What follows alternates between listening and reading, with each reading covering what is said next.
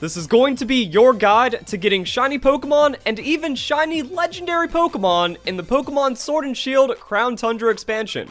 And it's going to be through Dynamax Adventures, because we have the data mine, and it turns out Dynamax Adventures have a 1 in 300 chance every raid to generate a shiny Pokemon without the shiny charm. Unlike max raid battles, which have the full odds no matter what you do, the shiny charm affects Pokemon in Dynamax Adventures, bringing the odds of a shiny down to 1 in 100, and it counts for the legendary Pokemon. That is insane.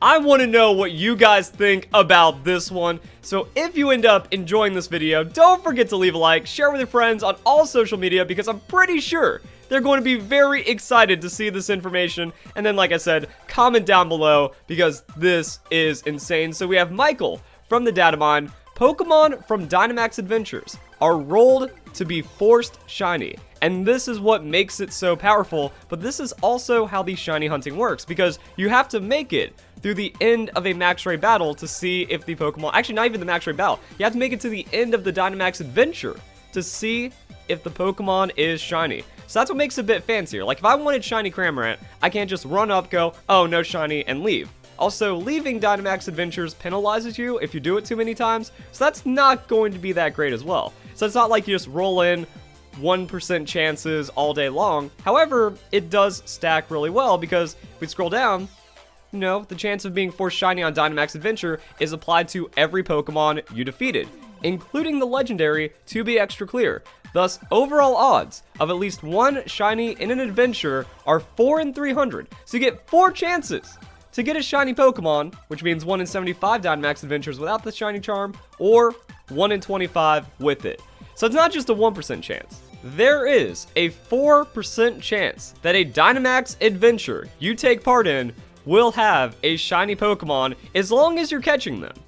So that's also like some very important news, and why you share videos like this, because you should be catching every Pokemon. Even if you don't want it, even if you don't care about it, there is a really good chance that the Pokemon is shiny if you have the shiny charm, and even a strong chance that it's shiny without the shiny charm. So you don't have to add the Pokemon to your team after you caught it, but it's just good practice to catch it every time anyways. And then you can also like kind of look for the Pokemon. You know, you get to see the silhouette through the clouds. So I mean, yo, let's go for this bug type Pokemon, because hello Anorith's evolution, whose name I am forgetting off the cuff on this video.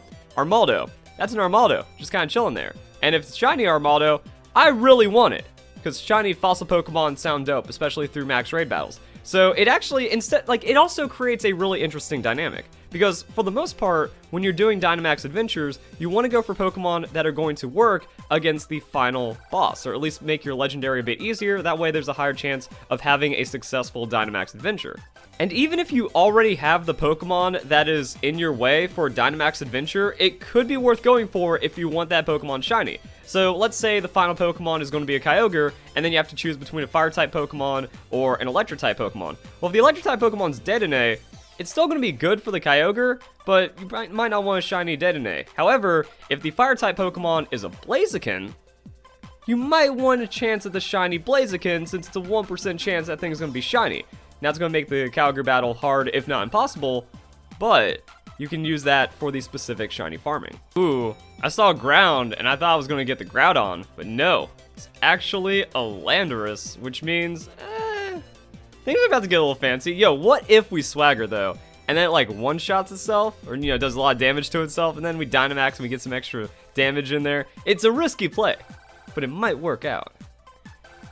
Okay. So now we have a lot of interesting things to talk about with how Dynamax Adventures work. So Landorus just went and pretty much one-shot my team on an Earthquake after Max Knuckle. We were already low, but now we are about to get blown out of the sten. If you make it to the legendary Pokemon, you are given the option to jot down its location. That way I can go back to it. So if I fail the Landorus, I still get a chance to go back to Landorus if I'm trying to shiny hunt that Pokemon, which makes this really good. Also, I get an opportunity to keep the Pokemon that I encountered. And this is what I was talking about earlier. You have to complete the Dynamax Adventure to see if the Pokemon is shiny. This screen right here will show you if you have a shiny Pokemon. But we don't have an orange Cramorant, we don't have whatever color Armaldo is supposed to be, or Crocodile. Really? Crocodile's gold? So this is what I'm talking about. Like, let's say you are going up against Kyogre, but you really want the shiny Crocodile. It's worth going for that, rolling for the shiny Crocodile, and then failing the Kyogre, because that gives you the shiny chance on the Pokemon that you want, and then you get the opportunity to re-encounter Kyogre whenever you want. So then we can also see that's a shiny Armaldo. It's going to be like that no matter which Pokemon you take. So I'm going to just go pick the Armaldo because, hey, we got a Dynamax fossil Pokemon. We got some Dynite ore for the battle regardless. That's pretty cool too.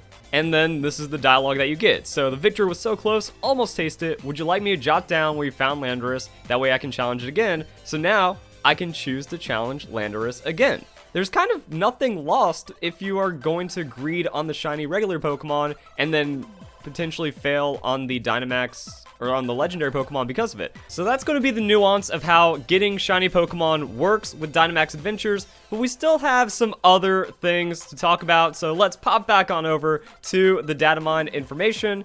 All shinies found this way will be stars. So you're not going to get a square shiny legendary Pokemon or square shiny from anything in the Dynamax Adventures. Also, it's going to be forced. Now, I am theory crafting a way that you can soft reset and get multiple shiny Pokemon, but that's going to be in testing. So maybe you should subscribe and also hit that notification bell. YouTube doesn't always send out notifications, so keep checking back on the channel. Keep checking on my Pokemon Crown Tundra playlist in the description down below.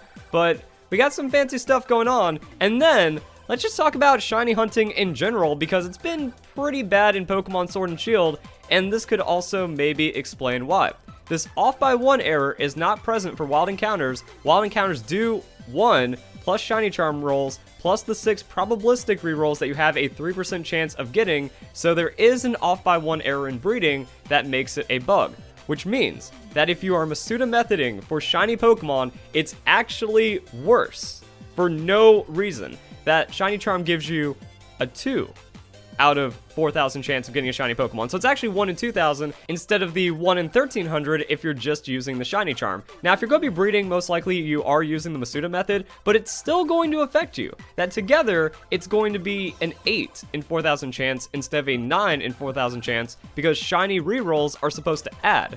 So you're not getting 9, you're getting 8, and with just Masuda method and no shiny charm, it's going to feel pretty bad because it's 6 instead of 7. So those numbers are going to add up over time and potentially cost you shiny Pokemon. So that means that not only are these shiny wild encounters bugged, but shiny breeding is bugged as well, making Dynamax Adventures really the only clear-cut, straightforward way of getting shiny Pokemon at an appropriate rate, because we still have one of the most controversial things in Pokemon Sword and Shield still being applied. So what happens is, the Pokemon website says if you battle a Pokemon an X amount of times, you get an increased chance of a shiny Pokemon. This is the wild encounter method. So if I faint, or at least battle, 500 of a Pokemon, which includes catching, shiny Pokemon have a 6 times likelihood of appearing. But according to the data mine, this is not the case, and also according to shiny hunters who have had absurdly long shiny hunts for this encounter method, there's only a 3% chance that you get the reroll boost. So a 3% chance that you get a 6 times higher chance of getting a shiny Pokemon. It's effectively nothing. Like, it might help,